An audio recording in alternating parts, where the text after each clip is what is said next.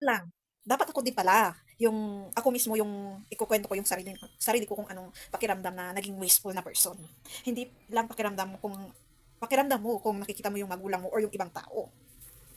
Maano ka talaga, aawa ka. Pero pakiramdam ko kasi ngayon is wala yung awa na yun dahil din sa self-work. Dati oo, kasi wala din mawawala sa akin. Kung yun ang tingin nila, sige.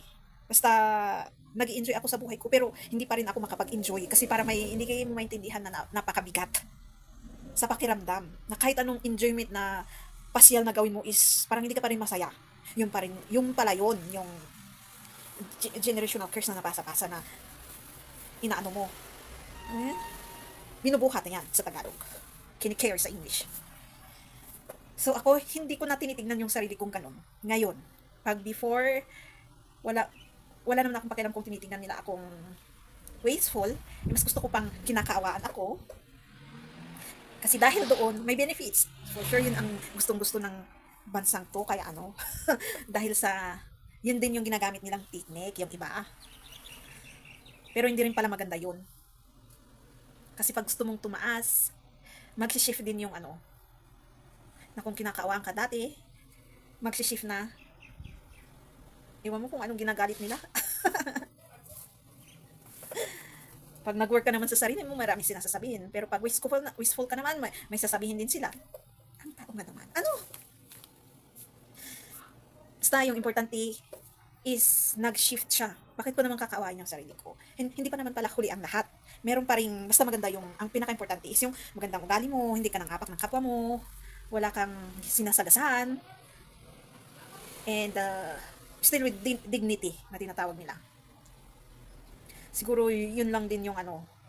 Tapos natutunan yung boundaries and limitation. Siguro yun yung hindi ko maintindihan sa sarili kong ayaw na ayaw nila sa akin. Na parang ang hirap nila makikonek sa akin. Pero pag kilala naman nila ako, parang close na close.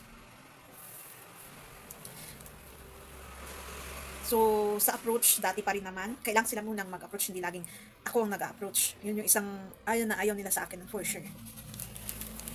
Dati ganun pa rin naman ako. Pero naintindihan ko kung bakit ganun ako.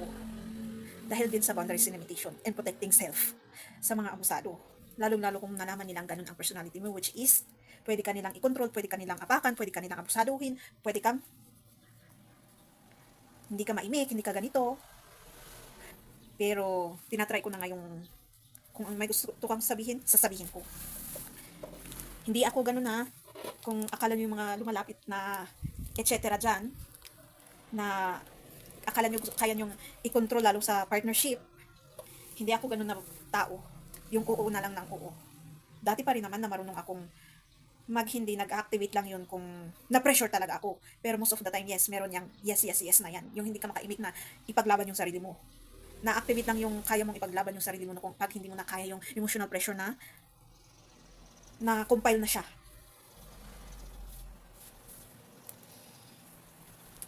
Pero ngayon is nag uh, nag-burst out na ako with calmness. Kasi pag nag-burst ka naman na yun is galit ka. Na pwedeng sumigaw or inis na salita ang lalabas. Yung tinatry yung nag-open ka pero malumanay. Ayan. Sa pakiramdam sa sarili, before, walang mawawala sa akin. Kahit ganito, ganyan. Kasi meron din yung notion na ginagawa naman ng lahat, lalo-lalo pag sa mistakes in kasalanan. Pero ngayon na naiayos na yun, is, pero meron pa rin namang dignity, sabihin mo na. Before, ngayon is mas napalakas pa. With more malakas na boundaries and limitations and protection sa sarili, and more na inayos yung, or pinalakas pa ang relationship sa Diyos. And hindi hinahayaan na maapektuhan sa hindi magandang gusto ng mga tao sa paligid. Lakas talaga nilang maka-disappoint. Yung gusto nila is gawin mo ito para malihis ka. Tapos, ipipinpoint yung tama na gusto nilang tama. For sure, kung ginagawa nga nila yun sa akin, yung monitoring, tapos yung mga actions na nakikita ko minsan sa sitwasyon, baka gusto nilang i-correct ako nun. Siguro namimiss, nonchalant lang ako. Is ano kayang gusto nilang i-correct? Yung ito na tumahimik ako, baka yun. Na itigil ko ng pagsasalita ng katotohanan. Lalong-lalo at nagpupusa ako ng, for sure yun yung isa sa dahilan na hindi nila ako sinusuportahan. Kung walang maggagawa nun, sinong gagawa? Sila? Hindi nga nila magawa. Yun ang question natin sa kanila. Kaya dapat matutunan din nilang mag-support ng kapwa nila. So dito sa ano na to, nasanay silang, ito yung sasabihin ko na lang. Kung libre ito sa spiritual lahat, spoon feed, maiba mo naman sa materialistic world parang ikaw, na naghahanap buhay ka din. Ako at yung iba na nahihirapan maghanap buhay dahil sa awareness, enlightenment, at may pinaglalaban na talaga, is namumuhay din kami maghanap buhay katulad mo. Katulad niyo. And we are trying our best not to step someone.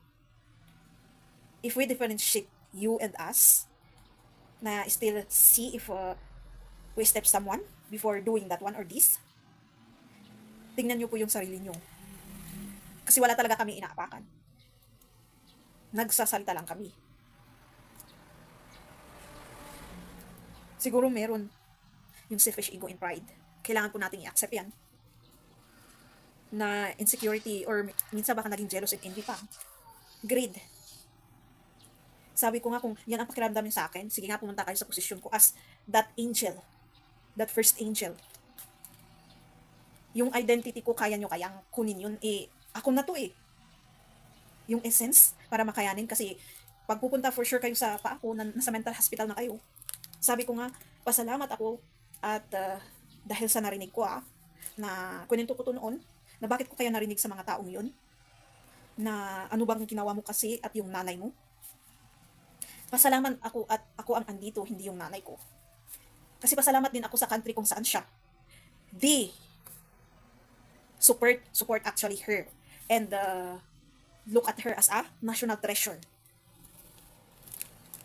So, ang sabi niya is, sa kwento niya is, pag tumitingin siya sa paligid, or kung may gumagawa ng hindi maganda sa kanya, lalong-lalo kung yung mga taong kasama niya ngayon, nakikita niya may bumibisita, lalong-lalo yung mga barangay officials, ganun, na pinagsasabihan yung mga taong gumagawa ng hindi maganda sa kanya. Nakakahiya. Sabi ko nga, alam nila kung, kasi we that are different became the target one na tinatawag nila. And hindi mo alam na ikaw ang isa sa nagta-target? Common sensely, you're in denial. You're dilulu. Or delusional and illusional na. Hindi mo tina-target yung kapwa mo. So, pasalamat pa rin ako sa mga, those would be, that personals that is still coming to support this business that we build, will be blessed. Maybe not for their careers, pero baka yung magiging pamilya nila, or yung magiging anak nila.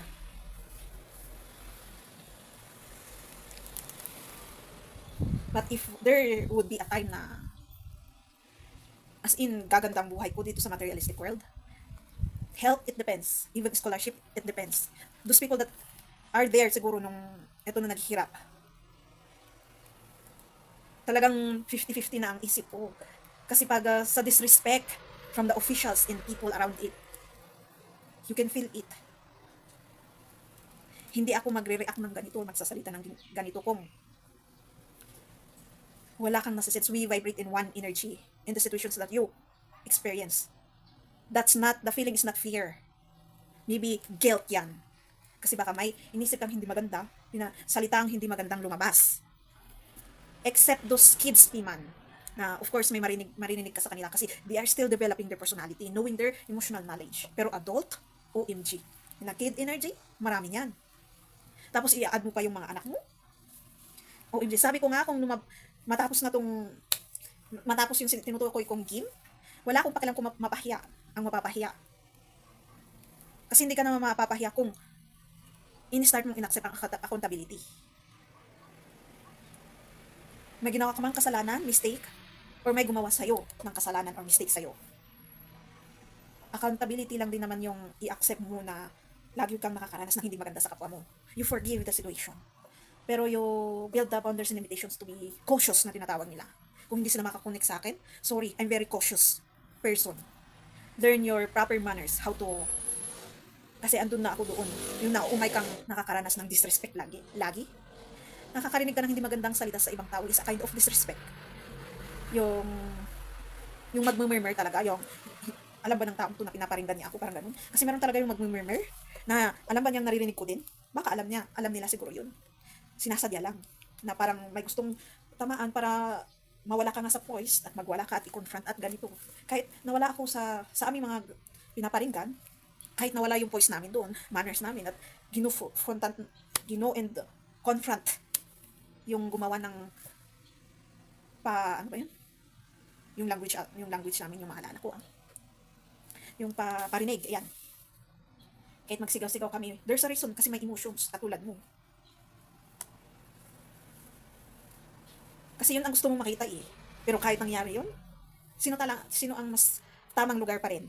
Siyempre yung nagwala, kasi totoo naman na, bakit mo pinaringgan yung taong yun? Hindi dapat nagwala. Gusto mo lang mawala sa voice, gusto mo lang fun. Sinuran lang din, spiritually mapapahiya. Sinong nag-provoke? Tapos sasabihin mo na, di ba? Ang freaky niyang tao, nagwawala siya. Wala siya sa tamang katinuan. Unless mali yung hinala ng taong yun. Be wise din. Kasi minsan, baka hindi naman ikaw yung minumurmur. Paranoia na yun. Be wise din na tinatawag nila. Kasi once na gumawa ka ng paano mo malalaman na ikaw tinutukoy sa murmur na yun or parinig, gumawa ka muna ng actions na parang pupunta sa kanya. Kung nag-react na, parang susugurin mo or ano ba yun? Parang i-confront mo siya. Alam mo nang ikaw yun. Biglang na-guilty, na-konsensya. So, ayan, pakiramdam sa sarili. Bubuhay pa naman tayo kahit hinihingi na. Tapos na siguro yung work ko. Pwede na akong umalis dito. Alam naman ng mga pamilya ko ngayon sa materialistic world na ang gagawin nila. Pwede na ba God? Hanggang ngayon, wala pa naman. Ikaw pa mismo 100% willingly umalis. Kasi yun din ang gusto ng mga tao. Ewan ko ba kung anong plano ng Diyos. Hi, OMG. Kasi dati is may part na ayaw mo, pero may part na gusto mo, pero ngayon na meron nga akong ginawang coin noon eh. Yung about 3 na nalalagas yung leaves. Isa na nga lang, mahuhulog na, ayaw pang mahulog. Lalo pang tumibay. Parang yun yung yung pakiramdam na gusto ko nang umalis, pero bakit ayaw kaya? Hoy, nako. So, ang isa doon na pagkakaintindi ko is, we have to learn how to accept one another. A different one. Kasi, tama siguro yung naririnig ko minsan lagi sa messages na, some people doesn't want something different and like paranormal.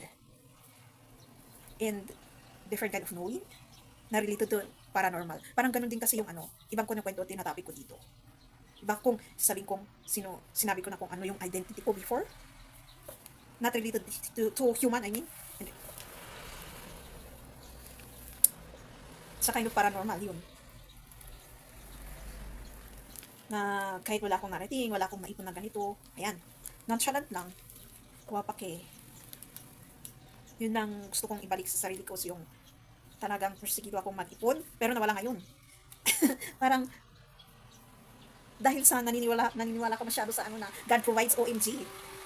Pero pag dumating yung ikaw din mag-stress sa sarili mo na, wow, kailangan ko na mag-ipon ng ganito, kailangan ko kasi paano naman ko yun, tapos biglang lang din.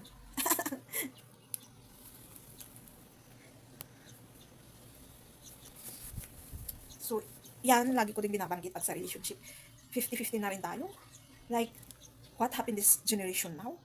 May mahanap pa tayong Pero pag nami-mesmerize ka naman sa relationship ng iba na nakahanap silang the right one, wow! Sana all! Na makakapag-pray ka na rin na, ako din! the right one. Yung kayang i-support, tapos ikaw din support niya from emotional and ganitong ganyan. Di ba? Pero pag wala, sige, okay lang sa akin, parang ganun. Ay. So, ang pinaka-important talaga is yung identity mo, spirit or soul. And sa mata ng Diyos. From that different kinds of sins. The 10 Commandments, the Beatitude ba yun? Yeah. And so on. The manners, qualities, characteristics, etc. Kaya yun, ba't ko tinitignan yung sarili ko na na very wasteful, okay naman pala ako, mas i-build ko pa. Na mas, hindi naman ako to the extent na naging malala, katulad ng malignant. Yun, sinasabi ko sa sarili ko ngayon. Na wala palang mali sa akin, na parang pinuproject noon na parang may mali sa akin.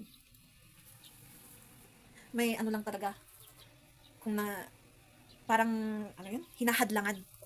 Yung magising ngayon, kung sino ka, yung identity, yun pala ang hinahadlangan. Tapos yung wisdom, hanggang ngayon, nararanasan ko yun, yung pakiramdam na wala kang alam, lalo kung bago sa'yo yun. At sa materialistic world na pag may tinanong ka or hindi ka alam, tapos ganito, parang sa pakiramdam, sasagutin ka nila. Kasi minsan pag sasagutin ka is may inis. Na parang ang meaning is, akala matalino ka. Parang gano'n. Lalong-lalo kung alam nila to. Yung podcast na tinatawag nila. Podcast ang tawag ng ibang bansa sa ganito na talking na content.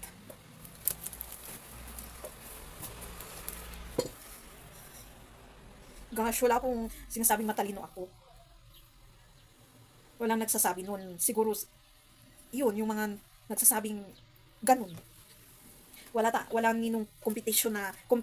Ano ba yun? Competition na nangyayari. Yung feeling na siguro may competition sila. Yun. Basta, ang intention ko dito is, yung ako anong na-observe ko, or yung ito, topic. Tapos, sasabihin ko na, tapos na yun. Kasi isa nga sa purpose natin. And, yun. Then, ayan, reality again. Life sa materialistic world. Ang kailangan maghanap buhay. Kung hindi, wala. Didilat ang mata mo sa mga gastusin na malalaki. Kakainis. Tapos dadagdag pa yung problema sa, wow, pag gusto mong ganito ang ipursu mo, kung ano-anong tax na may pag ituloy-tuloy ng gobyerno yan, wala nang taong may gustong mag-business or maging worker. Babalik siya sa dati na lang na pagtanim-tanim lang ng pagkain at mag-aral ng sarili kasi na-produce naman na yung kwan. Tapos, i-harvest na lang yun at kakainin. Then, maasikaso mo pa yung family bonding, friendship bonding, pamamasyal, ganun. Na masasatisfy ka na. Maglalakad ka lang ng pataas pababa sa bundok, pamamasyal na yun. So, mawawala ng kwenta lahat ng businesses. Kapag itutuloy pa ng gobyerno, kasi lalong-lalong nilang pinapataas yung prices ng taxes. At kung ano-anong pinaghahanap nila para gawan ng taxes, good luck. Kasi nagsisimula na ang kalbaryo ng gobyerno. Nakikita naman natin. Thank you for watching. Don't forget to subscribe, click the notification, comment if you want, and share to my next videos.